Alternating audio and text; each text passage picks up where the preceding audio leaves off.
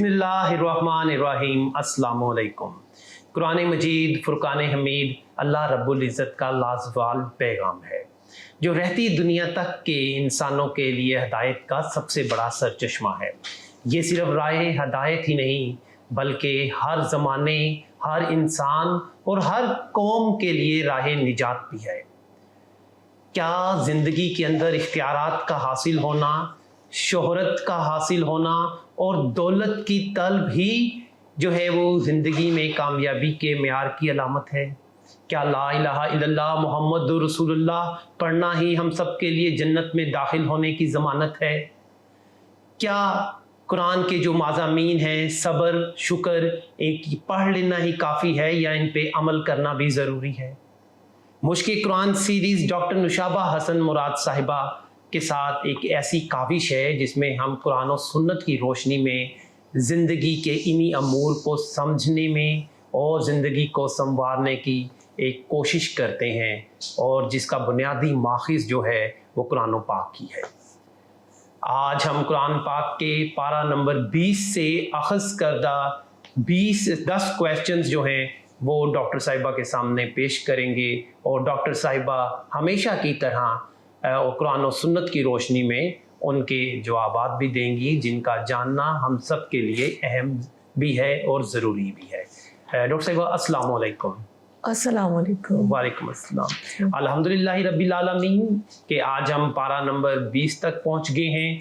मैं अपने नाज़रीन को एक बार फिर बताता चलूं कि मुश्किल कुरान सीरीज़ एक ऐसा प्रोग्राम है जिसमें हम हर पारे से 10 सवालात को अख़ज़ करते हैं और इनके जवाबात डॉक्टर नुशाबा हसन मुराद साहिबा कुरान और सुन्नत की रोशनी में तफासीर की रहनुमाई में बयान करती हैं, और ये तमाम वो अमूर हैं जिनका हमारे लिए ज़िंदगी में और आखिरत में कामयाबी का ज़ामिन होना भी ज़रूरी समझा जाता है। डॉक्टर साहिबा, सवाल नंबर पहला हम शुरू करते हैं कुरान पारा नंबर 20 से। सूरह नमल में अल्लाह ताला ने किस तरह अपनी वहदानियत और कुदरत का यकीन दिलाया है? अम्मन युजीबुल मुद्दर्र इज़ा दआहु व यक्शिफुस सूअ व यजअलुकुम खुलफाअल अर्द अइलाहुम मअल्लाह क़लीलन मा यज़क्करून अम्मन यहदीकुम फ़ी ज़ुलुमातिल बर्रि वल बहरि वमन युरसिलुर रियाह नुशुरन बैन यदै रहमतिह आइलाहुम मअल्लाह तआलल्लाहु अम्मा युश्रिकून। ये जो हमारे सुबह शाम के मसून अस्कार में से भी हैं, और जो दुआएं भी अल्लाह ताला ने हमें कुरान में और अहादीस में सिखाई हैं, तो ये बहुत ही एक मारूफ और पढ़ी जाने वाली आयत है। जैसे कि अभी हमने तिलावत में सुना, तो जो आगाज़ होता है वो अल्लाह ताला के पाक कलाम के इन अल्फाज के साथ होता है कि अम्मन युजीबुल मुस्तर्रा इज़ा दआहु व यक्शिफुस सूअ, और इसका तर्जुमा, कौन है जो बेकरार की दुआ सुनता है जब कि वो उसे पुकारता है, और कौन उसकी तकलीफ़ रफ़ा करता है। तो ये तो इस हिस्से का तर्जुमा है ना। तो ये यानी इसके बारे में तफसील भी हम आगे जानेंगे, और मैं अब तर्जुमा आगे पढ़ती हूँ। कौन है जो बेकरार की दुआ सुनता है जबकि वो उसे पुकारता है, और कौन है जो उसकी तकलीफ़ को रफ़ा करता है? कौन है जो तुम्हें ज़मीन का खलीफा बनाता है? क्या अल्लाह के साथ कोई और भी खुदा शरीक है? लेकिन तुम लोग कम ही सोचते हो। और वो कौन है जो खुशकी और समंदर की तारीकियों में तुमको रास्ता दिखाता है? और कौन अपनी रहमत के आगे हवाओं की खुशखबरी को लेकर भेजता है? क्या अल्लाह के साथ कोई दूसरा खुदा भी है? बहुत बाला बरतर है अल्लाह ताला की ज़ात उस शिर्क से जो ये लोग करते हैं। चलें अब तफसीर के ज़रिए से हम इन आयात में जो अल्लाह ताला हमें समझाना चाह रहे हैं वो हम इस पे थोड़ा सा गौर व फिक्र कर लेते हैं। اور تفہیم القرآن کے لحاظ سے میں تھوڑا سی اس کی سمری بیان کروں گی. میرے خیال میں ترجمے کے الفاظ بہت ہی زیادہ واضح ہیں نا, اور ہم اکثر یہ قرآن میں دیکھتے ہیں کہ اللہ تعالیٰ ہم سے سوالیہ انداز میں ہم کو سوچنے سمجھنے پر مجبور کرتے ہیں. ہمیں پتہ ہے نا کہ سوال جب کیا جاتا ہے تو اس سے انسان خود سوچتا ہے, غور و فکر کرتا ہے کہ اب اس کا کیا جواب ہے, اپنے آپ سے بھی وہ بھی پوچھتا ہے نا. اللہ تعالیٰ ہمیں غور و فکر کی یہاں پر دعوت دے رہے ہیں کہ مشکل اوقات جب ہمارے اوپر پڑتے ہیں, مشکل وقت جب آتا ہے, تنگی آتی ہے, تکلیف آتی ہے, آزمائش آتی ہے, تو کیا ہم اکیلے اللہ کو پکارتے ہیں؟ اگر ہم پس منظر کے لحاظ سے دیکھیں, جب قرآن جس وقت نازل ہوا تھا تو سب سے پہلے تو ہم اسی کی مثال اور اسی کو دیکھ کر بات کو آگے بڑھاتے ہیں نا, کہ مشرکین عرب اس بات کو جانتے تھے اور مانتے بھی تھے کہ مصیبت کو ٹالنے والا حقیقت میں صرف اللہ تعالیٰ ہی ہے. قرآن مجید میں جگہ جگہ ہم یہ دیکھتے ہیں, اللہ تعالیٰ نے ایک مثال کو کئی الفاظ سے ہمیں دکھایا کہ جب بھی کبھی منکرین خدا کسی مشکل میں پڑے, کوئی سخت وقت آیا, تو انہوں نے جب ان کی کوئی بھی جو ہے نا درخواست قبولی ہوئی, کوئی بھی دعا قبولی ہوئی, تو انہوں نے ہمیشہ ہی اللہ تعالیٰ کو نا یاد کیا اور اللہ سے ہی فریاد کی, اور اس وقت اس مشکل وقت میں. لیکن کیا ہوا کہ جب وہ وقت ٹل گیا تو پھر دوبارہ وہ جو ہے وہ اللہ کے ساتھ دوسرے لوگوں کو, دوسرے خداؤں کو شریک کرنے لگے. تو یہ بات ذرا سوچنے کی ہے کہ اب ہم اپنے اوپر اس کو اپلائی کریں گے کہ کیا صرف ایسا ہی تھا کہ مشرکین عرب یہ کرتے تھے؟ نہیں, مجھے تو لگتا ہے اگر ہم خود بھی اپنے آپ سے یہ پوچھیں, سوال کریں اپنے گریبانوں میں جا کے, تو شاید ہم بھی ایسا کر بیٹھتے ہیں کہ انسان کمزور ہے نا, بے بس ہے, اور مشکل وقت میں وہ رب سے جڑ جاتا ہے. اچھے اچھے لوگ ہمیں نظر آتے ہیں کہ وہ صرف اللہ سے ہی مانگ رہے ہوتے ہیں نا. ورلڈ کی ہسٹری کو بھی ہم دیکھ لیں کہ جب ہم دیکھتے ہیں کہ جنگ عظیم کے قریب روس کے منکرین نے بھی یہی کیا, اور انہوں نے کیا کیا, انہوں نے بھی اللہ کے خلاف مہم چلائی ہوئی تھی, اور انہوں نے یہی کہا کہ نا, لیکن ان کو بھی اینڈ میں جو ہے نا ایک وقت ایسا آیا, کچھ لمحات ایسے آئے کہ ان کو اللہ کو پکارنا پڑا. تو آگے چلتے ہیں, جہاں اللہ تعالیٰ نے یہ ستاروں کی بات کی, ہمیں پتہ ہے ستارے جو ہیں کتنے خوبصورت لگتے ہیں نا جب ہم آسمان کو دیکھتے ہیں. اکثر لوگوں کا ایسے بچپن بھی گزرا ہوگا, شاید جوانی بھی گزری ہو, کہ ہم ستاروں کو بڑے ذوق شوق سے دیکھتے ہیں. اور میرے خیال ہے زیادہ ایسے لوگوں کے ساتھ یہ ہوتا ہے جو زیادہ کائنات پہ غور کرتے ہیں, توحید کی نشانیوں پہ غور کرتے ہیں, پھر اس سے اللہ کو بھی یاد کرتے ہیں, پھر اللہ سے محبت بھی ہوتی ہے نا, اللہ سے جڑتے بھی ہیں. اللہ کی خدائی, اس کی سلطنت, اس کی وحدانیت خود بخود نظر آتی ہے.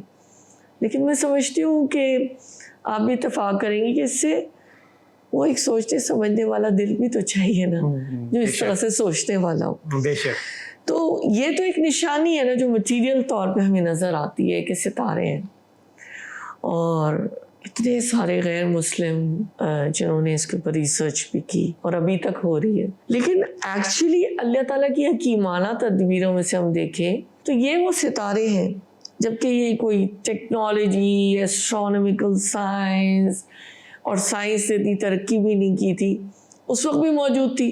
اور یہ ستارے اس وقت یہ وہ ستارے, یہ وہ نشانیاں تھی جس سے مشرکین بھی, کافرین بھی, کافر بھی اپنا راستہ تلاش کرتے تھے.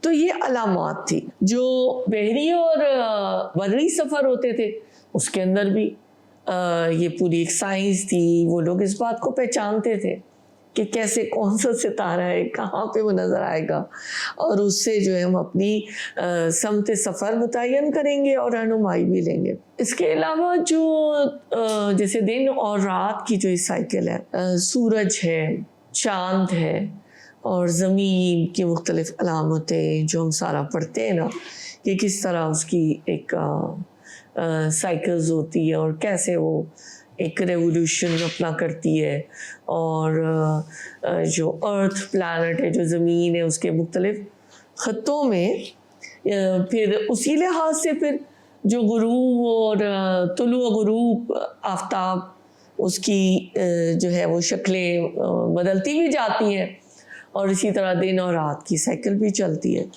خیر یہ تو کچھ سائنٹیفک باتیں ہوئی. تو بہرحال یہ سب کہنے کا مقصد یہ تھا کہ توحید کی نشانیاں جب اللہ تعالیٰ بتاتے ہیں تو اللہ تعالیٰ ہمیں اپنے آپ کو پہچاننے کی دعوت دے رہے ہوتے ہیں نا. تو یہ تو تھوڑی سی بات ہو گئی تفہیم القرآن کے حوالے سے. تیسر القرآن سے تھوڑی سی رہنمائی لے لیتے ہیں کہ اس میں بھی عبدالرحمن کیلانی صاحب ہمیں ہی بتاتے ہیں کہ مشرکین مکہ کو بھی معلوم تھا جب کسی کی جان پر بن جاتی تھی تو ان کے معبود ہی کام آتے تھے، اور آڑے وقتوں میں وہ صرف اکیلے اللہ کو ہی مدد کے لیے بھی پکارتے، نجات کے لیے بھی پکارتے، اور ایسا ہی ہوتا.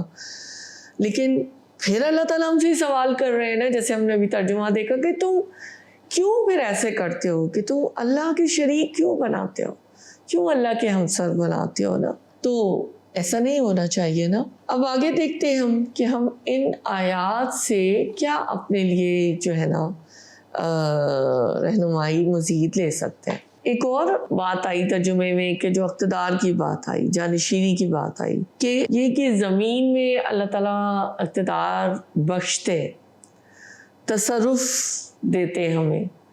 اللہ تعالیٰ نے تو پوری کائنات ہی نا اس حضرت انسان کی، یہ وہی انسان جو کہ شریک بناتا ہے، معبود بناتا ہے، اللہ کی ذات میں شراکت داری کرتا ہے، اور اللہ نے تو پوری کائنات کو مسخر کر دیا، اس انسان کے لیے نعمتیں بکھیر دی. اور ایسا ہی ہے کہ یہ اقتدار اللہ تعالیٰ کہتے ہیں کہ یہ ہم نے دیا تو ہے، لیکن یہ نسلوں تک منتقل ہوتا رہے گا، اور یہ سلسلہ ایسے ہی جاری و ساری رہے گا، جیسے ابھی چل رہا ہے ایسے آگے چلتا رہے گا. اسی طرح تیسر القرآن میں مولانا صاحب لکھتے ہیں کہ جیسے ہم نے پچھلی باتیں کی، میں اس کو ذرا مختصر کروں گی. اللہ تعالیٰ نے قدرتی نظام بنایا، سارا جو یونیورس ہے، جو پلانٹس ہیں، اور جیسے ہم نے بات کی ہمیں معلوم ہی ہے چاند، سورج، ستارے، سیارے، یہ سب کچھ. تو یہ سب کچھ جو ہے نا یہ اللہ تعالیٰ نے ہمارے لیے بنایا. اور پھر ایک وقت آیا کہ کمپس بھی ایجاد ہو گیا، قطب نما بھی ایجاد ہو گیا. اس سے پہلے تو شاید وہ بھی نہیں تھا، اور جو نظام تھا وہ سیاروں کا اور ستاروں کا اور ان سب کا ہی مرہون منت تھا. تو اگر یہ ستارے اللہ تعالیٰ پیدا نہ کرتا تو پھر جیسے ہم نے پچھلی بھی سمری میں بات کی، ایسے پھر مشکل ہو جاتا نا. آپ یہ دیکھیے بعض دفعہ ایسا ہوتا ہے نا کہ اب تو سالوں سے وہ شٹ ڈاؤن ہو جاتا ہے نا الیکٹریسٹی کا بھی، تو بالکل ہی بریک ڈاؤن ہو جاتا ہے، مکمل اندھیرا ہوتا ہے. کچھ ایسے لوگ ہیں جو جاتے ہیں رات میں آرام کرنے کے لیے چھتوں پہ، اور جیسے ہم نے شروع میں بھی بات کی کہ جب ہم آسمان کو دیکھتے ہیں اور وہاں پہ بھی قدرتی جو ہے نا روشنیاں، ہم تو یہ قدرتی لیمپس، لائٹ، یہ سب یوز ہم نیچرل تو نہیں یوز کرتے نا، ہم تو یہ سب آرٹیفیشل چیزیں یوز کرتے ہیں، آرٹیفیشل لائٹس اور وال لائٹس اور مختلف اس قسم کی چیزیں. لیکن اس وقت جو وہ چاند کی چاندنی، چاند کی ٹھنڈک، اس کی ٹھنڈی ٹھنڈی روشنی اور چاند اور جو ستارے نظر آتے ہیں، تو پھر ہم جیسے میں نے پہلے بات کی تھی، پھر ہم اللہ تعالیٰ سے جڑ جاتے ہیں. تو کاش ہم ایسے اس سفر کو بھی طے کرنے والے ہوں. تو یہاں پہ یہی بات پھر آ رہی ہے، کوئی ایسی مشکل بات نہیں ہے، بیسیکلی توحید کو ہی پہچاننا ہے نا، کہ جب ہم اللہ کو پہچان لیں، اللہ سے ہمارا تعلق مضبوط ہو جائے، تو پھر میرے خیال ہے راستہ بہت آسان ہو جاتا ہے نا.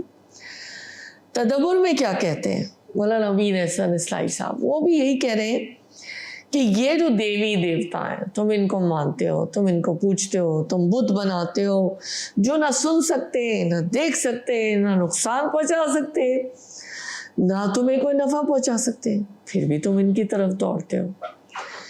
تو یہ بھی ایک سوال ہے کہ ہم دیکھیں کہ کیا ہم ایسا کرتے ہیں؟ مختصر یہ کہ اس کائنات کا خالق، مدبر، منتظم اعلیٰ، مربی، پرورش کرنے والا، خیال رکھنے والا ہمارا کون ہے؟ صرف اللہ تعالیٰ ہے۔ یہ وہ اللہ جو نہایت مہربان و کریم ہے اور تنہا اس کا اقتدار ہے، حال کا بھی، ماضی کا بھی اور مستقبل کا بھی، اور اس نے ہمیں خلیفہ بنا کر عارضی طور پر یہ اقتدار اس زمین پر دیا ہوا ہے، اور وہ یہی دیکھنا چاہتا ہے کہ کیا ہم صرف اس اکیلے اللہ کو مانتے، کیا مشکل میں ہم اکیلے اللہ کو پکارتے، یا پھر ہم دائیں بائیں کہیں نذرانے دینے اور کہیں آستانوں پر چادریں چڑھانے اور سجدے کرنے کے لیے چلے جاتے ہیں، اور پھر ہمیں کہتے ہیں ہم تو ڈائریکٹ اللہ سے نہیں مانگ سکتے، یہ لوگ اللہ کے زیادہ قریب ہیں۔ تو میں اپنے سننے والوں سے یہ گزارش کروں گی کہ یہ پھر ایک لمحہ فکریہ ہے، اور ہم صرف ادھر سوچنے، سمجھنے اور غور و فکر کرنے کے لیے بیٹھے۔ جواب ہمیں خود اللہ تعالیٰ کی طرف سے آئے گا، ہمارے ضمیر جو ہے نا، ہمارا ضمیر ہمیں گواہی دے گا۔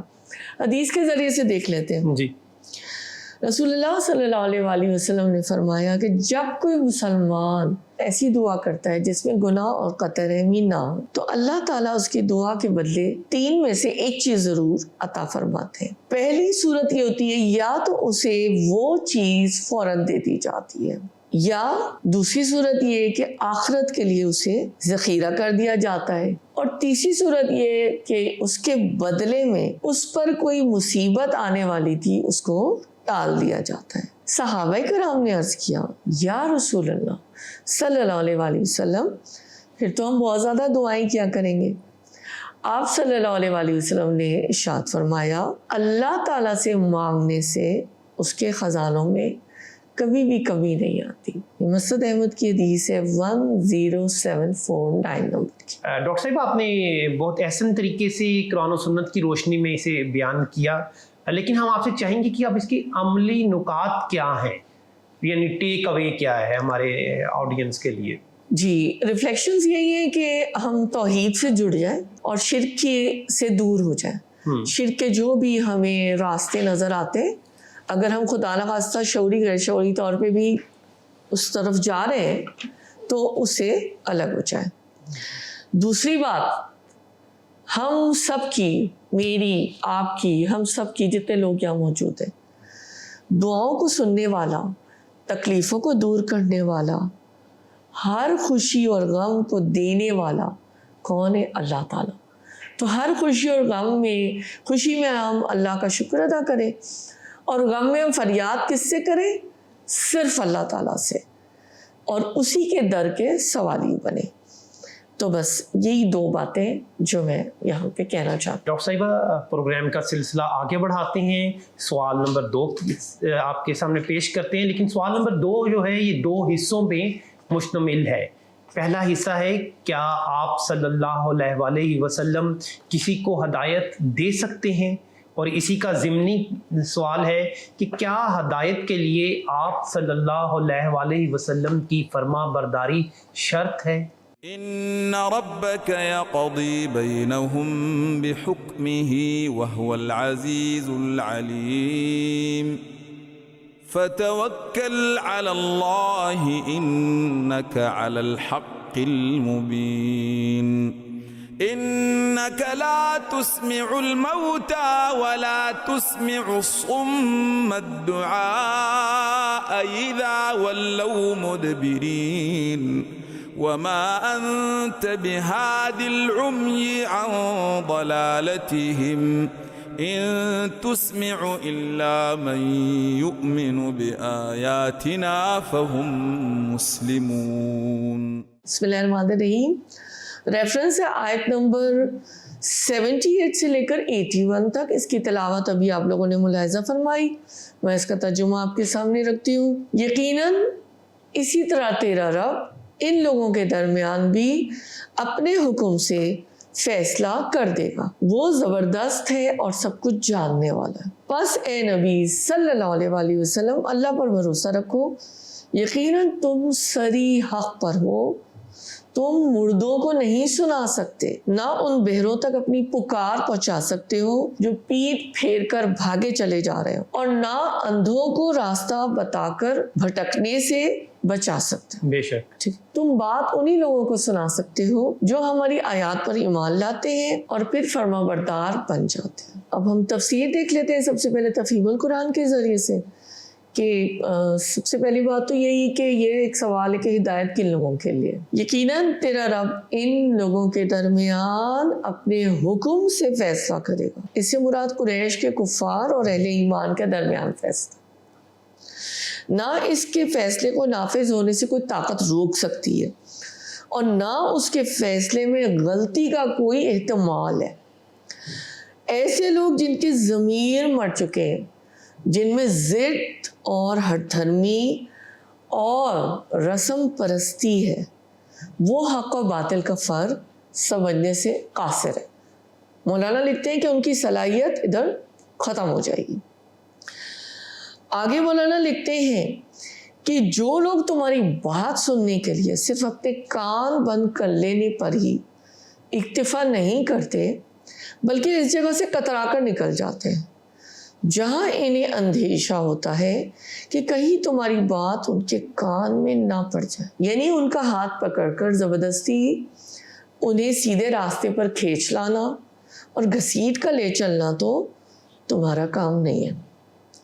تم تو صرف زبان سے ہی یا پھر اپنی مثال سے ہی سمجھا سکتے ہو کہ دیکھو یہ سیدھا راستہ ہے، یہ صراط مستقیم ہے، اور یہ راستے سارے غلط ہیں جس پر یہ لوگ چل رہے ہیں۔ مگر یہاں پہ ہمیں بتایا جا رہا ہے کہ جو اپنی آنکھیں بند کر لے گا، جو دیکھنا ہی نہ چاہتا وہ کیسے رہنمائی حاصل کرے گا؟ فرض کریں ہم لوگ الحمدللہ ہم تو شکر ہی کم ادا کرتے ہیں کہ اللہ تعالیٰ نے ہمیں بصارت عطا کی نا، ہم دیکھ سکتے ہیں، لیکن اگر ہم اپنی آنکھیں بند کر لیں گے تو کیا ہم دیکھ سکیں گے؟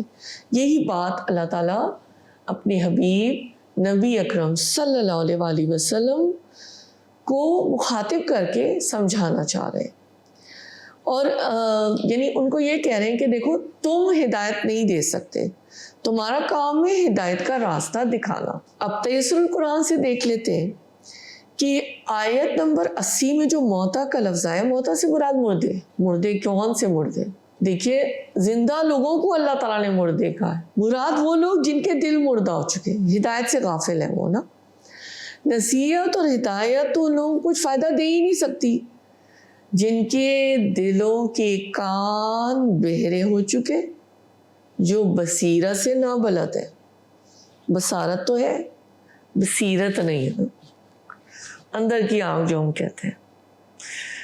ایسے لوگ الٹے پاؤں بھی پھر بھاگے چلے آ رہے ہیں، یعنی وہ بھاگتے بھی چلے جا رہے ہیں۔ آیت کا جو ترجمہ بھی ہم نے دیکھا۔ اچھا، بہرے کا چہرہ بھی اگر مخاطب کرنے والے کی طرف ہو تو شاید وہ کچھ اشاروں سے بات سمجھ سکے، اشاروں کی بھی تو زبان ہوتی ہے نا، سائن لینگویج۔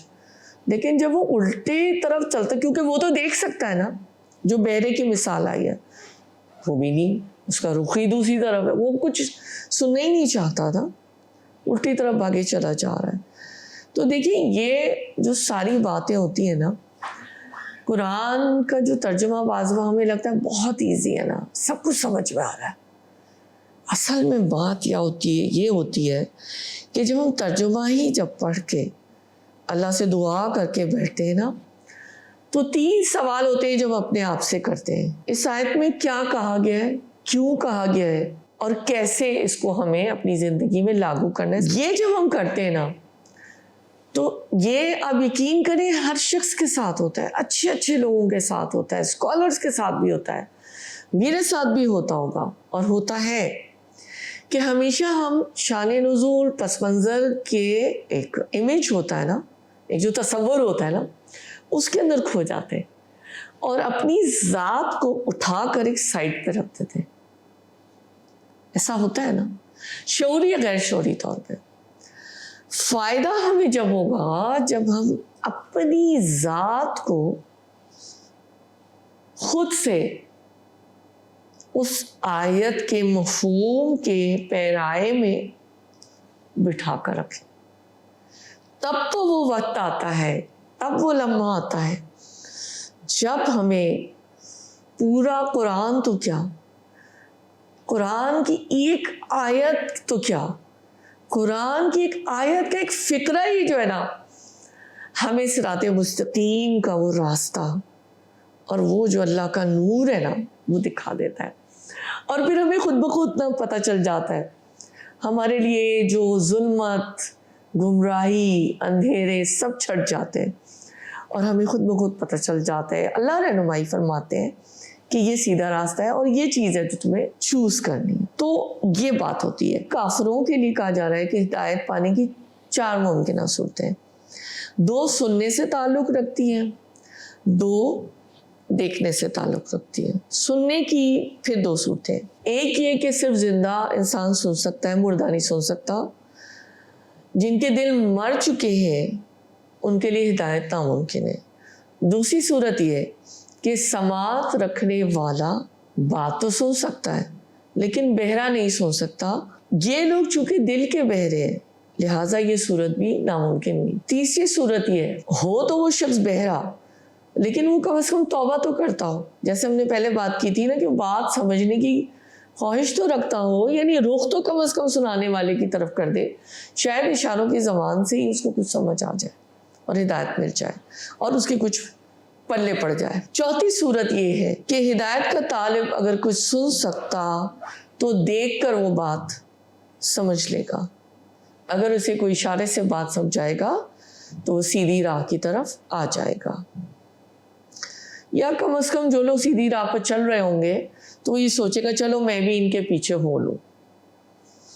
اب یہ کفار چونکہ اصل میں دلوں کے اندھے تھے نا, لہٰذا ان کے لیے یہ ہدایت کی چوتھی صورت بھی ناممکن قرار پائی.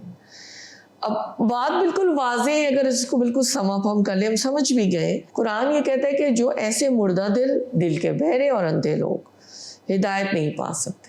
تدبر قرآن سے چند جملے کہ وہ یہ کہتے ہیں مولانا اصلاحی, ہدایت کے لیے سنت الہی یہ ہے کہ اللہ تعالیٰ نے ہر انسان کے اندر طلب ہدایت کا داعیہ ودیت فرما دیا ہے. سنت الہی یہ ہے کہ جو لوگ اس داعیے کی قدر کرتے ہیں انہی کو اللہ تعالیٰ نے ہدایت بھی دیتا ہے اور مزید راہیں بھی کھولتا ہے. لیکن اگر وہ طلب ہی نہیں رکھتے ہدایت کی تو اللہ تعالیٰ پھر مزید ہدایت کے دروازے بھی نہیں کھولتے اور پھر ایسا ہی ہوتا ہے کہ وہ پھر مزید گمراہیوں کے دلدل میں پھنستا چلا جاتا ہے. حدیث کے ذریعے سے رہنمائی دیکھ لیتے ہیں. صحیح بخاری کی یہ 1370 نمبر کی حدیث ہے. سیدہ عائشہ فرماتی ہیں کہ کنویں کے کنارے کھڑے ہو کر آپ صلی اللہ علیہ وآلہ وسلم کا مشرکین کے مقتولوں کو مخاطب کرنے کا مطلب یہ تھا کہ وہ اس وقت یقیناً جانتے تھے کہ جو کچھ میں نے انہیں کہا ہے وہ برحق ہے, کیونکہ وہ اللہ تعالیٰ کا ارشاد ہے, آپ مردوں کو نہیں سنا سکتے. یعنی یہ بات یہاں پر یہ مختصر حدیث کے ذریعے سے ہم سمجھ سکتے. جی ڈاکٹر صاحبہ, اب اس کے عملی نکات جو ہیں وہ بھی ذرا واضح کیجیے. پہلی بات تو یہ ہے کہ اللہ تعالیٰ کی بات اور رسول اللہ صلی اللہ علیہ وسلم کی جو سنت سیرت, اس کی فرمانبرداری ہی جو ہے نا وہی ایمان لانے والوں کے لیے ہدایت کا سرچشمہ ہے. اور جو سوال تھا اسی کے لحاظ سے صاف جواب اس کا بہت ہی واضح ہے کہ ہدایت دینا رسول اللہ صلی اللہ علیہ وسلم کے اختیار میں نہیں ہے. آپ صلی اللہ علیہ وآلہ وسلم کا کام صرف ہدایت پہنچانا ہے, اللہ کا پیغام پہنچانا ہے. ہدایت دینا اللہ تعالیٰ کا کام, ٹھیک ہے. پھر ایک اور بات یہ, وہ لوگ جن کے دلوں کے کان سن سکتے ہوں گے, دل زندہ ہوں گے, وہی ہدایت سے فائدہ پہنچا سکیں گے. یا پھر دوسرے الفاظ میں جو دل کی آنکھوں سے اللہ کی آیات پر غور و فکر کر سکتے ہوں گے, ایسے ہی لوگ ہدایت پا سکیں. ڈاکٹر صاحبہ, پروگرام کا سلسلہ آگے بڑھاتے ہوئے سوال نمبر 3 بھی 2 حصوں پر مشتمل ہے. سب سے پہلے تو ہم آپ سے یہ جاننا چاہیں گے کہ دعوت الارض سے کیا مراد ہے اور قیامت والے دن مجرموں کو اللہ کے حضور کیسے پیش کیا جائے گا. تو پہلے ہم سمجھ لیتے ہیں کہ دعوت الارض سے کیا مراد ہے. وَإِذَا وَقَعَ الْقَوْلُ عَلَيْهِمْ أَخْرَجْنَا لَهُمْ دَابَّةً من الأرض تكلمهم إن الناس كانوا بآياتنا لا يوقنون ويوم نحشر من كل أمة فوجا ممن يكذب بآياتنا فهم يوزعون حتى إذا جاءوا قال أكذبتم بآياتي ولم تحيطوا بها علما أم ماذا كنتم تعملون ووقع القول عليهم بما ظلموا فهم لا ينطقون. بسم اللہ الرحمن الرحیم. ترجمہ میں آپ کے سامنے رکھتی ہوں. اور جب ہماری بات پورا ہونے کا وقت ان پر آ پہنچے گا ہم ان کے لیے ایک جانور زمین میں سے نکالیں گے. جانور زمین سے نکالیں گے دابۃ الارض، زمین کا جانور، جو ان سے کلام کرے گا کہ لوگ ہماری آیات پر یقین نہیں کرتے تھے. اور ذرا تصور کرو اس دن کا جب ہم ہر امت میں سے ایک فوج کی فوج ان لوگوں کی گھیر لائیں گے جو ہماری آیات کو جھٹلایا کرتے تھے. پھر ان کو مرتب کیا جائے گا، آرگنائز کیا جائے گا، یہاں تک کہ جب سب آ جائیں گے تو ان کا رب ان سے پوچھے گا تم نے میری آیات کو جھٹلا دیا حالانکہ تم نے ان کا علمی احاطہ نہ کیا تھا. اگر یہ نہیں تو اور تم کیا کر رہے تھے؟ اور ان کے ظلم کی وجہ سے عذاب کا وعدہ ان پر پورا ہو جائے گا تب وہ کچھ بول نہ سکیں گے. تفسیر دیکھ لیتے تفہیم القرآن کے ذریعے. بات پوری ہونے کا وقت ان پر آ پہنچے گا سے مراد قیامت قریب آ جائے گی جس کا وعدہ ان سے کیا جا رہا ہے. ابن عمر کا قول ہے کہ یہ اس وقت ہوگا جب زمین میں کوئی نیکی کا حکم دینے والا نہیں ہوگا اور کوئی برائی سے روکنے والا نہیں باقی رہے گا. دعوت الارض کا ظہور اس جانور کے نکلنے کا وقت کون سا ہوگا؟ صحیح مسلم کی حدیث ہے 2053. نبی اکرم صلی اللہ علیہ وسلم کا ارشاد مبارک ہے کہ آفتاب مغرب سے طلوع ہوگا اور ایک روز دن دہاڑے یہ جانور نکل آئے گا. رہا یہ سوال کہ اس جانور کی نکلنے کی جگہ کون سی ہوگی، اس کی شکل و صورت کیسی ہوگی، اس کی ماہیت کیسی ہوگی، اور وہ کیسے انسانوں سے انسانی زبان میں کلام کرے گا، تو یہ سب اللہ کی قدرت کا ایک کرشمہ ہوگا. تو اللہ جس چیز کو چاہے، جس مخلوق کو چاہے، اللہ تعالیٰ قوت گویائی، نطق کی طاقت بخش سکتا ہے. تو قیامت کی نشانیوں میں سے، قرب قیامت کی نشانیوں میں سے یہ جانور بھی ہے دابۃ الفرس. حدیثوں میں بھی ہمیں نظر آتا ہے اور قرآن میں بھی ہمیں نظر آتا ہے کہ اللہ تعالیٰ نے یہ ہمیں آگاہی دی ہے. جب قیامت قائم ہو جائے گی تو ہم کو تو معلوم ہے نا کہ سورہ یاسین میں بھی ہم نے دیکھا کہ اللہ تعالیٰ جو ہے وہ اللہ کی عدالت میں انسان کی آنکھ یا پھر اس کے کان یا اس کے جسم کی کھال کو بھی قوت گویائی دے دیں گے. احمد صاحب تیسر القرآن کے حوالے سے دیکھ لیتے ہیں کہ دابہ کیا ہے. دابہ وہی ہے انہوں نے یہاں پہ لکھا ہے مولانا نے کہ ہر اس جاندار کو کہتے ہیں جو ہلکی چال چلتا ہو، خواہ وہ پیٹ کے بل چلے جیسے سانپ اور چھپکلی وغیرہ ہوتے ہیں، خواہ وہ پاؤں کے بل چلے جیسے انسان ہے، بندر ہے، چمپینزیز اور گوریلا وغیرہ یہ سب ہوتے ہیں. وحشی جانور بھی ہوتے ہیں، وائلڈ اینیملز ہوتے ہیں. تو یہ کوئی بھی صورت اس طرح سے ہو سکتی ہے. اب مجرموں کے جرائم کی جہاں تک بات ہے تو اس آیت میں ہمیں یہ بتایا گیا کہ جو الگ الگ جماعتیں بنائی جائیں گی، مشرکوں کی الگ جماعت ہوگی، منکرین کی الگ جماعت ہوگی، کافروں کی الگ جماعت ہوگی، منافقوں کی الگ جماعت ہوگی.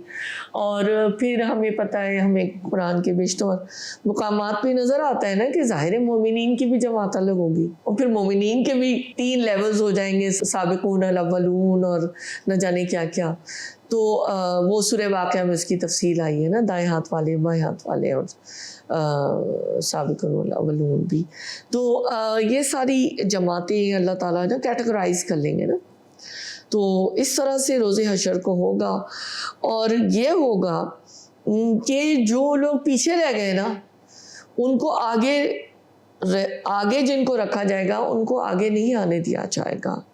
فرشتوں کی پوری جماعت ہوگی، بٹالین ہوگی، اللہ جانے کیا کیا، ہمارے تو تصور میں ہی نہیں ہے نا. اور وہ پھر اس طرح سے کیٹیگرائز کر دیا جائے گا، اور وہ اسی حساب سے وہاں پر وہ یعنی اللہ کے دربار میں جانا شروع ہو جائیں گے. اب یہ ہے کہ جیسے کہ ہم نے بات کی کہ ان کو بولنے کی بھی صلاحیت ان سے لے لی جائے گی, اور اس وقت پھر اللہ تعالیٰ کے آڈیو ویژول ایڈز اور وہ سارا کچھ جو ہے وہ سامنے آ چکا ہوگا. حدیث کے حوالے سے دیکھ لیتے ہیں.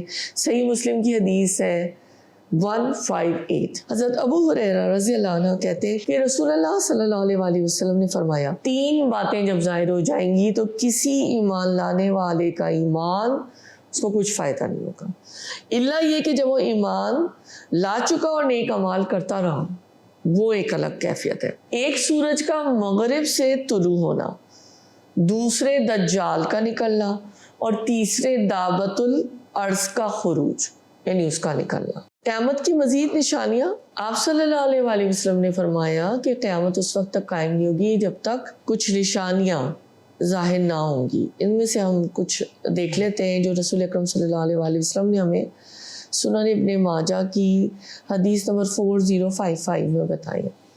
سورج کا مغرب سے نکلنا, دجال کا ظاہر ہونا, دھواں ہی دھواں نظر آنا, دابت الارض چوپائی کا نکلنا, یاجوج ماجوج کا ظاہر ہونا, حضرت عیسیٰ ابن مریم کا نزول, اور اس کے بعد 3 بار زمین کا دھسنا, ایک مشرق میں, ایک مغرب میں, اور ایک جزیرۃ العرب میں.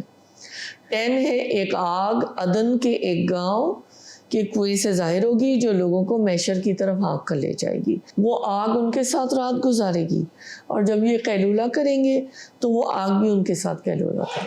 جی ڈاکٹر صاحبہ, اب ہم آپ سے چاہیں گے کہ آپ ان کی عملی نکات بیان کیجئے. بہت ہی ایک اہم نشانی پتہ چلی قرب قیامت کی, دعوت الارض, جس کے متعلق نبی صلی اللہ علیہ وسلم نے ارشاد فرمایا. اور ایک اور حدیث ہے صحیح مسلم کی 2053, اس میں بھی اس کے بارے میں گواہی آئی کہ یہ جانور آئے گا. دوسری بہت اہم بات ہے جو لرزا دینے والی بھی ہے اور ڈرانے والی بھی ہے اور سوچنے کے لیے بھی, کہ محشر کے میدان میں مجرموں کی صف بندی کر دی جائے گی.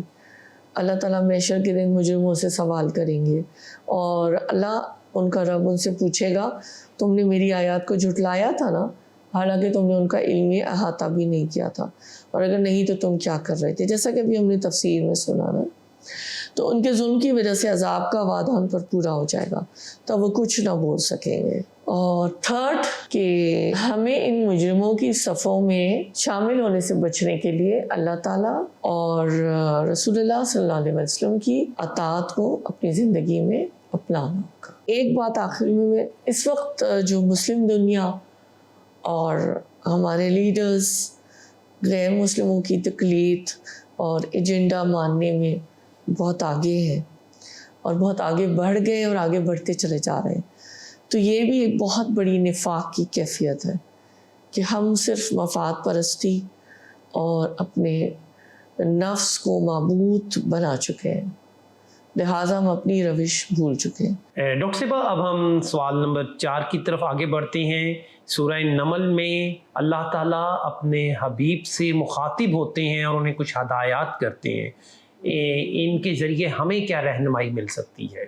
وہ ہدایات کون کون سی ہیں اور ان سے ہمیں کیا رہنمائی میسر آ سکتی ہے؟ انما امرت ان اعبد رب هذه البلدة الذي حرمها وله كل شيء وامرت ان اكون من المسلمين وان اتلو القرآن فمن اهتدى فإنما يهتدي لنفسه ومن ضل فقل إنما أنا من المنذرين وقل الحمد لله سيريكم آياته فتعرفونها وما ربك بغافل عما تعملون. بسم اللہ الرحمن الرحیم. آیت کا ریفرنس ہے 91 سے لے کر 93 تک. اس کا ترجمہ اے محمد صلی اللہ علیہ وسلم ان سے کہہ دیجئے مجھے تو یہی حکم دیا گیا ہے کہ میں اس شہر کے رب کی بندگی کروں جس نے اسے حرم بنایا ہے اور جو ہر چیز کا مالک ہے. مجھے حکم دیا گیا ہے کہ میں مسلم بن کر رہوں، یہ قرآن پڑھ کر سناؤں. اب جو بھی ہدایت اختیار کرے گا وہ اپنی بھلے کے لیے ہدایت اختیار کرے گا، اور جو گمراہ ہوگا اسے کہہ دو کہ میں تو بس خبردار کر دینے والا ہوں. ان سے کہہ دو تعریف اللہ ہی کے لیے ہے، عنقریب وہ تمہیں اپنی نشانیاں بھی دکھائے گا اور تم انہیں پہچان لو گے، اور تیرا رب بے خبر نہیں ہے ان اعمال سے جو تم لوگ کرتے ہو. تفہیم القرآن سے دیکھ لیتے ہیں. یہ سورت چونکہ اس زمانے میں نازل ہوئی تھی جبکہ اسلام کی دعوت ابھی صرف مکہ معظمہ تک ہی محدود تھی اور مخاطب صرف اس شہر کے لوگ تھے. اس لیے فرمایا گیا مجھے اس شہر کے رب کی بندگی کا حکم دیا گیا ہے. اس کے ساتھ رب کی خصوصیت یہ بتائی کہ وہ اس حرم کا مالک ہے، یعنی حرم کعبہ. کفار مکہ کو متنبع کرنا مقصود ہے کہ جس خدا کا تم پر یہ احسان عظیم ہے کہ اس نے عرب کی انتہائی یعنی بدامنی اور فساد اور خونریزی سے لبریز سرزمین میں تمہارے اس شہر کو امن کا گہوارہ بنا رکھا ہے، جس کے فضل سے تمہارا یہ شہر پورے ملک عرب کا مرکز عقیدت بنا ہوا ہے. تم اس کی ناشکری کرنا چاہتے ہو تو کرتے رہو.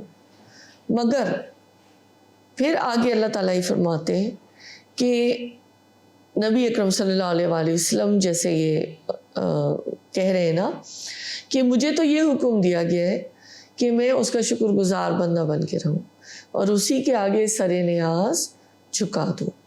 میرے لیے یہ ممکن نہیں ہے کہ اصل محسن کو چھوڑ کر ان کے آگے جھکوں جن کا کوئی ذرا برابر بھی احسان مجھ پر نہیں ہے.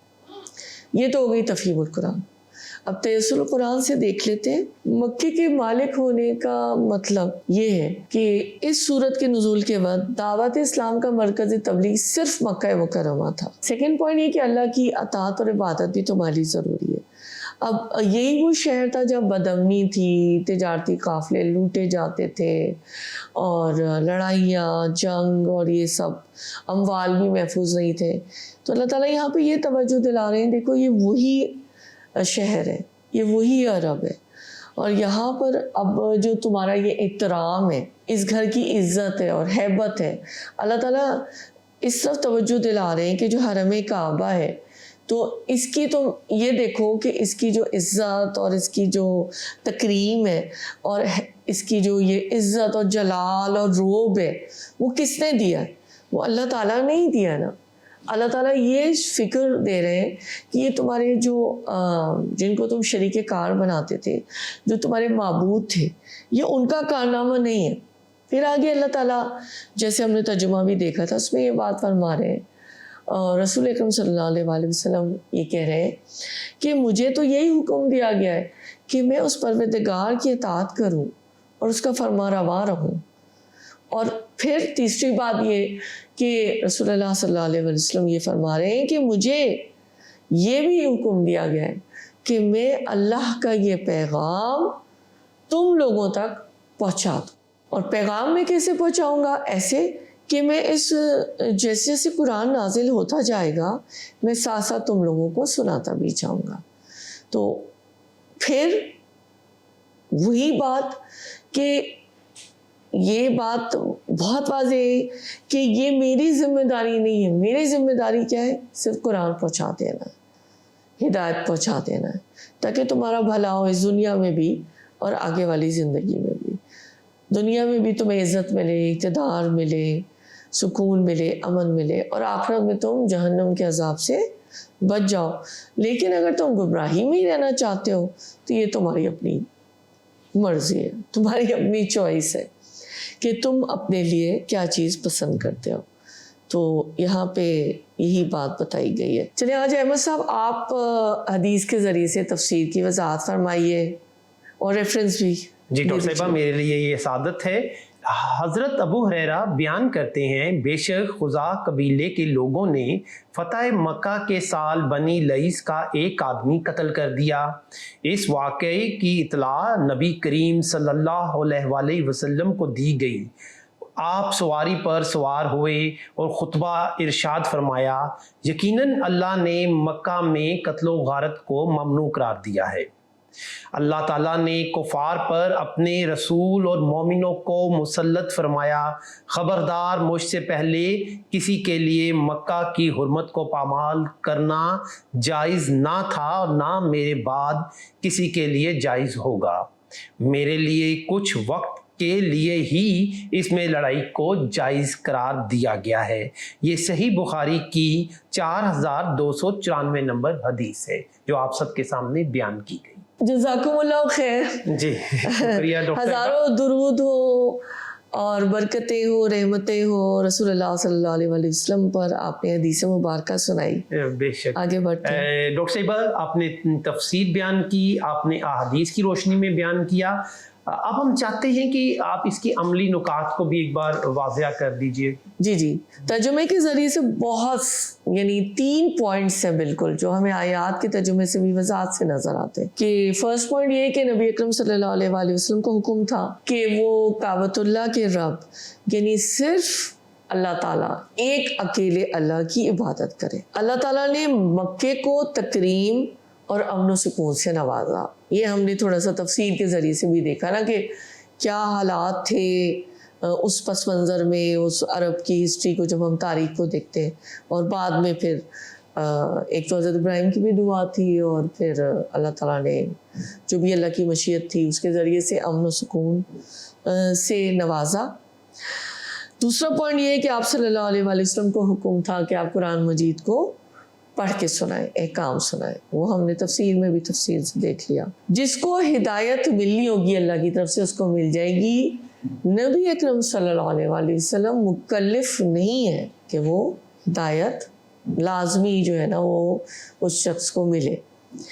نبی اکرم صلی اللہ علیہ وآلہ وسلم کی نبوت کا ایک مقصد یہ بھی تھا کہ آپ لوگوں کو برے انجام سے ڈرائیں، یعنی انذار۔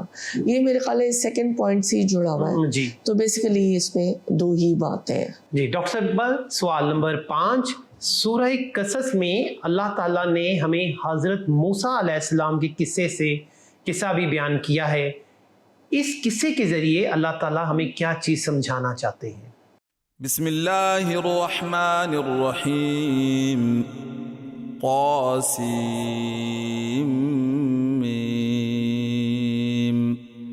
تلك آیات الكتاب المبین نتلو عليك من نبأ موسى وفرعون بالحق لقوم يؤمنون إن فرعون علا في الأرض وجعل أهلها شيعا يستضعف طائفة منهم يذبح أبناءهم ويستحيي نساءهم إنه كان من المفسدين ونريد أن نمن على الذين استضعفوا في الأرض ونجعلهم أئمة ونجعلهم الوارثين ونمكن لهم في الأرض ونري فرعون وهامان وجنودهما منهم ما كانوا يحذرون۔ سورہ قصص کی آیات ہیں 1 سے لے کر 6 تک۔ اس کا ترجمہ میں آپ کے سامنے رکھتی ہوں۔ یہ کتاب مبین کی آیات ہیں، ہم موسیٰ اور فرعون کا کچھ حال ٹھیک ٹھیک تمہیں سناتے ہیں، ایسے لوگوں کے فائدے کے لیے جو ایمان لائیں۔ واقعہ یہ ہے کہ فرعون نے زمین میں سرکشی کی اور اس کے باشندوں کو گروہوں میں تقسیم کر دیا۔ ان میں سے ایک گروہ کو وہ ذلیل کرتا تھا، اس کے لڑکوں کو قتل کرتا تھا اور اس کی لڑکیوں کو جیتے رہنے دیتا تھا۔ فی الواقع وہ مفسد لوگوں میں سے تھا، اور ہم یہ ارادہ رکھتے تھے کہ مہربانی کریں ان لوگوں پر جو زمین میں ذلیل کر کے رکھ دیے گئے تھے اور انہیں پیشوا بنا دے اور انہی کو وارث بنائے اور زمین میں ان کو اقتدار بخشے اور ان سے فرعون، حامان اور ان کے لشکروں کو وہی کچھ دکھلا دے جس کا انہیں ڈر تھا۔ تفسیر دیکھ لیتے ہیں مختصراً تفہیم القرآن کا تھوڑا سا خلاصہ آپ کے سامنے بیان کرتی ہوں۔ سورہ شعراء، سورہ نمل اور سورہ قصص یکے بعد دیگرے نازل ہوئی۔ زبان، انداز بیاں اور مضامین سے بھی یہی محسوس ہوتا ہے کہ ان تینوں صورتوں کا زمانہ نزول تقریباً ایک ہی ہے۔ اس لحاظ سے اس میں یہ دیکھا گیا ہے کہ حضرت موسیٰ علیہ السلام کا جو قصہ ہے اس کے مختلف اجزاء جو بیان کیے گئے ہیں وہ ان تینوں صورتوں کو جب ہم غور سے دیکھتے ہیں نا تو اسی سے مل کر مکمل ہوتے ہیں۔ یعنی قرآن کا یہ اسلوب بھی ہے نا کہ کبھی کوئی بات کہیں بیان کر دی جاتی ہے اور کہیں بیان کر دی جاتی ہے۔ کسی جیسے حضرت موسیٰ کا قصہ قرآن کے کتنے سارے مقامات میں آئے نا، تو یہ ہے کہ سورہ نمل کے اندر یہ قصہ یکایک اب اس بات سے شروع ہو جاتا ہے کہ حضرت موسیٰ علیہ السلام اپنے اہل و عیال کو لے کر جا رہے تھے اور اچانک انہوں نے وہاں پر ایک آگ دیکھی۔ وہاں پر نا سورہ نمل میں اس کی کوئی تفصیل نہیں مل رہی کہ یہ کیسا سفر تھا، کہاں سے وہ آ رہے تھے، کدھر جا رہے تھے۔ یہ تفصیل اس صورت میں بیان ہوئی ہے۔ تینوں صورتیں مل کر پھر قصہ موسیٰ کی تکمیل کر دیتی ہے۔ ایک یہاں پہ کچھ لفظ آئے نا لِقَوْمٍ یُؤْمِنُونَ، یعنی جو لوگ ایمان لانے کو تیار ہی نہ ہو ان کو تو سنانا ہی بیکار ہے۔ اس سے پہلے بھی ہم نے دیکھا نا کہ جو اللہ تعالیٰ نے یہ بات پچھلی آیات میں جو آپ نے جو سوال کیا تھا کہ تم مردوں کو نہیں سنا سکتے، تم اندھوں کو نہیں سنا سکتے، تم بہروں کو نہیں سنا سکتے، تو یہ بات ہے نا کہ جن لوگوں نے ہٹ درمی کا قفل اپنے دلوں پر چڑھا نہ رکھا ہو وہ اس گفتگو کے مخاطب ہیں۔ جنہوں نے قفل نہ چڑھا رکھا، جنہوں نے قفل چڑھائے ہوئے، جیسے یہ علا فی الارض کا، یعنی جنہوں نے زمین میں سرکشی کی تھی، مثال کے طور پر مطلب کہ یہاں پہ کیا ہے، فرعون، حامان، قارون، یہ سب وہ ریبیلیس تھے نا، باغی تھے نا، باغیانہ روش اختیار کی تھی، تو یعنی انہوں نے بندگی کے مقام سے اٹھ کر خود مختاری اور اللہ کا روح نعوذ باللہ تھار لیا تھا، اور وہ یہ کہتے تھے نا یہ ہم خدا ہیں، ہماری پرستش کرو، ہمیں مانو، اور یہ تمام جو رعایا ہے وہ ہماری ماتحت ہے، اور اس کو یعنی ذلت کے گڑھوں میں انہوں نے بلکہ دبا دیا تھا نا۔ جو فرعون کی حکومت تھی اس کا قاعدہ یہ نہیں تھا کہ سب باشندے یکساں ہوں یا سب کو برابر حقوق دیے جائیں یا ہیومن رائٹس کا کوئی پاس ہو، ایسا نہیں تھا۔ اس نے تو ملک کے باشندوں کو گروہوں میں تقسیم کر دیا تھا، طبقات میں تقسیم کر دیا تھا، اور جو حکمران گروہ تھا اس کے پاس سارے اختیارات تھے، مراعات تھی، بینیفٹس تھے، امتیازات تھے، لیکن جو ان کی قوم تھی اس کو انہوں نے غلام بنایا ہوا تھا، اور اس سے کس طرح وہ خدمت لیتے تھے کہ وہ اس کی جو نظیر ہے وہ تاریخ میں جہاں بھی ملتی ہے بہت تکلیف ہوتی ہے۔ تو دراصل یہاں پہ یہ ہمیں سمجھنا چاہیے کہ جو اسلامی نظام حکومت ہے وہاں پہ بھی ذمی ہوتے ہیں، وہاں پہ بھی غیر مسلم ہوتے ہیں، اور لیکن یہ کہ ان کو قانونی حقوق پورے دیے جاتے ہیں، ان میں اس لحاظ سے کوئی امتیاز نہیں ہوتا کہ وہ کوئی کمتر مخلوق ہے۔ یعنی یہی فرق ہے جو ایک جابر حکمران ہوتا ہے اور جو غیر اللہ کا جو علم اٹھا کے چل رہا ہوتا ہے۔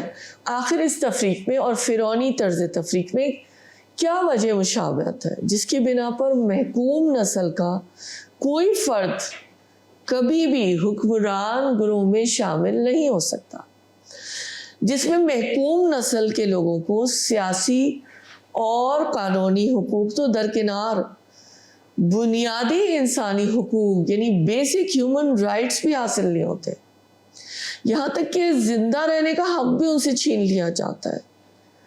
محکوموں کے لیے کسی بھی حق کی کوئی ضمانت نہیں ہوتی، اور تمام فوائد و منافع صرف حکمران قوم اور ایلیٹ کلاس کے لیے مختص ہوتے ہیں، جیسے کہ ہم نے پہلے بھی ابھی تھوڑی دیر پہلے بات کی۔ یہ مخصوص حقوق صرف اسی شخص کو حاصل ہوتے ہیں جو حکمران قوم میں پیدا ہو جائے۔ تیسر القرآن سے دیکھ لیتے ہیں۔ قرآن میں اکثر مقامات پر قصص الانبیاء کے ضمن میں سیدنا موسیٰ علیہ السلام کا ذکر پہلے کیوں آیا ہے؟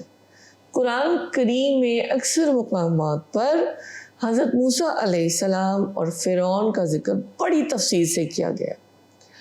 انبیاء کے ذکر میں حضرت موسیٰ علیہ السلام کا ذکر پہلے کیا گیا ہے۔ حضرت موسیٰ علیہ السلام کو رسول اللہ صلی اللہ علیہ وآلہ وسلم سے زیادہ شدید حالات میں فریضہ رسالت انجام دینے کا حکم دیا گیا۔ مثلا یہ کہ حضرت موسیٰ علیہ السلام جس قوم بنی اسرائیل کے فرد تھے، وہاں پر فرعون نے انہیں اچھوتوں کی طرح کم تر درجے کی مخلوق اور عملاً غلام بن کر رکھا ہوا تھا، جبکہ آپ صلی اللہ علیہ وآلہ وسلم اپنی قوم قریش کے ایک فرد تھے۔ حضرت موسیٰ علیہ السلام کو فرعون جیسے مغرور اور سرکش فوراً بھڑک اٹھنے والے فرما رواں کے ہاں دعوت و رسالت کے لیے بھیجا گیا۔ لیکن ہم پھر مقابلہ جب کرتے تقابل کر رہے نا، تقابلی موازنہ، کہ آپ صلی اللہ علیہ وآلہ وسلم کے مخاطبین اول آپ صلی اللہ علیہ وآلہ وسلم کے ہی اپنی ہی قوم کے افراد تھے۔ تھرڈ پوائنٹ یہ ہے کہ حضرت موسیٰ علیہ السلام کو بھی یہی حکم تھا کہ آپ توحید کی دعوت دیں، ایک اللہ کی دعوت دیں، یعنی اپنی قوم بنی اسرائیل تک یہ دعوت پہنچائیں، ان کی رہائی کا بھی مطالبہ کریں، جبکہ رسول اللہ صلی اللہ علیہ وآلہ وسلم کو ایسا کوئی بھی حکم نہیں ملا۔ چوتھا اور آخری نقطہ یہ ہے کہ حضرت موسیٰ علیہ السلام فرعون بادشاہ کے اشتہاری مجرم تھے۔ آپ سے ایک قتل ہو گیا تھا غلطی سے، اور یہ ہمیں قرآن میں یہ قصہ نظر آتا ہے۔ اس قصے کا انجام کیا ہوتا ہے کہ بالآخر اللہ تعالیٰ حضرت موسیٰ علیہ السلام اور ان کی ساتھیوں کی مدد کر کے انہیں فرعونیوں سے نجات دلاتے ہیں، اور فرعون اور آل فرعون کو دریا میں غرق کر کے ایسے ظالموں کا صفحہ ہستی سے نام و نشان تک مٹا دیتے ہیں۔ تو اس قصے میں آپ صلی اللہ علیہ وآلہ وسلم کے لیے اور مسلمانوں کے لیے یہ سبق یہ ہے کہ جب حضرت موسیٰ علیہ السلام نے ایسے شدید حالات میں اللہ پر بھروسہ کیا اور تمام تکالیف اور مصائب برداشت کیے، کبھی اف تک بھی نہیں کیا، تو آپ صلی اللہ علیہ وآلہ وسلم کو بھی یہی کرنا چاہیے۔ بشارت یہ ہے، خوشخبری یہ ہے کہ اللہ تعالیٰ اس معرکہ حق و باطل میں بالآخر اپنے پیغمبر اور ایمان لانے والوں کو ہی کامیاب کرتا ہے اور ان کے دشمنوں کو تباہ کر دیتا ہے، نیست و نابود کر دیتا ہے۔ جو یہ قصہ حضرت موسیٰ علیہ السلام ہے، اس کا بتانے کا اصل مقصد کیا ہے؟ یہی کہ لوگوں کو بتایا جائے کہ اللہ تعالیٰ کے نافرمانوں اور متکبروں کا کیا انجام ہوتا ہے، اور پھر اللہ کے فرما برداروں کا کیا انجام ہوتا ہے۔ اس قصے سے نصیحت، ہدایت اور سبق وہی لوگ حاصل کر سکتے ہیں جو ان واقعات کو درست تسلیم کر کر ان پر غور و فکر کریں، اور یہ ظاہر ہے کون لوگ ہو سکتے ہیں؟ ایمان لانے والے لوگ ہی ایسے ہوتے ہیں جو ان قصوں کو، انبیاء کے قصوں کو، یا جو واقعات قرآن میں بتائے گئے اسے محض ایک تاریخی داستان یا افسانہ نہ سمجھتے ہو، بلکہ انہیں اس سے کیا عبرت حاصل ہو سکتی ہے یہ سوچنے والے ہوں۔ اب یہ دیکھ لیتے ہیں کہ سبتیوں کی نسل کشی کے لیے فرعون کا اقدام کیا تھا۔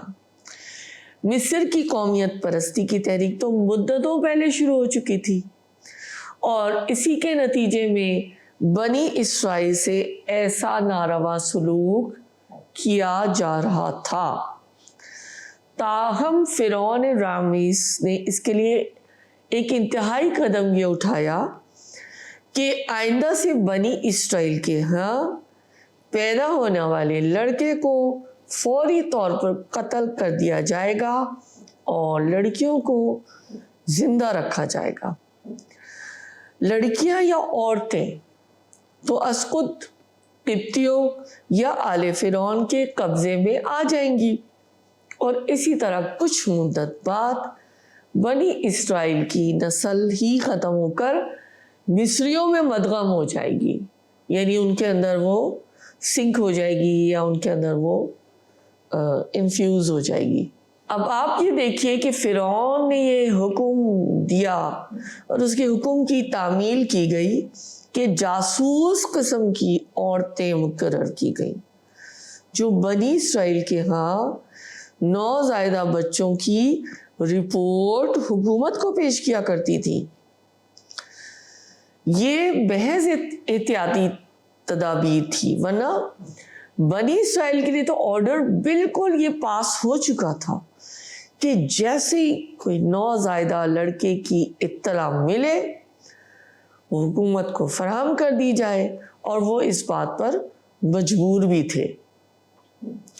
دراصل ان سب چیزوں کے پیچھے ایک پس منظر ہے، اور وہ یہ ہے کہ فرعون کو ایک پریشان کن خواب آیا تھا جس کی نجومیوں نے اسے یہ تعبیر بتائی تھی کہ بنی اسرائیل میں ایک لڑکا پیدا ہونے والا ہے جس کے ہاتھوں فرعون اور اس کی حکومت تباہ ہو جائے گی. اور فرعون نے اسی خطرے کے سدھ باب کے لیے بنی اسرائیل کے لڑکوں کے قتل کا حکم دیا تھا. فرعون نے بنی اسرائیل کو مکمل طور پر کچل دینے کے لیے یہی اقدام مناسب سمجھا. مظلوم بنی اسرائیل پر دراصل اللہ کی نظر و کرم تھی، یعنی فرعون تو اس مظلوم گروہ کا مکمل طور پر استحصال کر رہا تھا اور کرنا چاہتا تھا، مگر اللہ تعالیٰ کو کچھ اور ہی منظور تھا. اللہ تعالیٰ تو یہ چاہتے تھے کہ ایسی سفاک اور ظالم قوم کا استحصال ہو، یعنی یہ ختم ہو جائے. جن بیچاروں پر ظلم و ستم ڈھائے جا رہے تھے انہیں نہ صرف نجات دلائی جائے بلکہ انہی ظالموں کی جائیدادوں اور ملک کا وارث بھی بنا دیا جائے، دین کی امامت بھی ان کے سپرد کر دی جائے، اور دنیا کی سرتاجی کا تاج بھی ان کے سر پر رکھ دیا جائے. اللہ تعالیٰ کی سنت جاریہ بھی یہی ہے کہ وہ ظالموں اور متکبروں سے زمین کو خالی کرا کر ان کی جگہ ان مظلوموں کو آباد کرتا ہے جن پر ظلم ڈھائے گئے ہوتے ہیں. اسی طرح جب ہم دیکھتے ہیں تو فرعون، حامان اور ان کے ساتھیوں کی کوشش یہ تھی کہ بنی اسرائیل کو اتنا کمزور بنا دیا جائے کہ وہ آئندہ سر اٹھانے کے قابل نہ رہے. اسی غرض سے ان کی نسل ختم کر دینے کی اسکیم تیار کی گئی تھی، یعنی کہ ان کی نسل کشی کرنا چاہتے تھے، ایتھنک کلینزنگ جس کو ہم کہتے ہیں. جس خطرے کا ان کو ڈر تھا، اللہ تعالیٰ کی مشیت نے آخر کار اس کو بالکل ہی انہی پر الٹا دیا، اور ہمیں پتہ ہے کہ وہ ناکام ہو گئے. تو جو سوال تھا اس کا عملی نقطہ یہی نکلتا ہے اور بہت واضح کہ اللہ نے ہمیں ان آیات کے ذریعے سے یہی سکھایا کہ فرعون کے مظالم اور اس کا بدترین کردار بتایا کہ وہ عبرت کا اس کو سامان بنا دیا گیا، اور وہ تا قیامت جو ہے وہ پوری انسانی تاریخ کے لیے اور مستقبل کے لیے بھی وہ عبرت کا نشان ہے. اللہ تعالیٰ نے مظلوموں کو بھی غالب کر کے دکھایا، اور بشارت یہ ہے کہ اللہ تعالیٰ اس معرکہ حق و باطل میں بالآخر ایمان والوں کو اور اپنے پیغمبر کو ہی کامیاب کرتا ہے، اور ان کے نافرمان، متکبر اور دشمن ہی تباہ اور برباد ہو جاتے ہیں.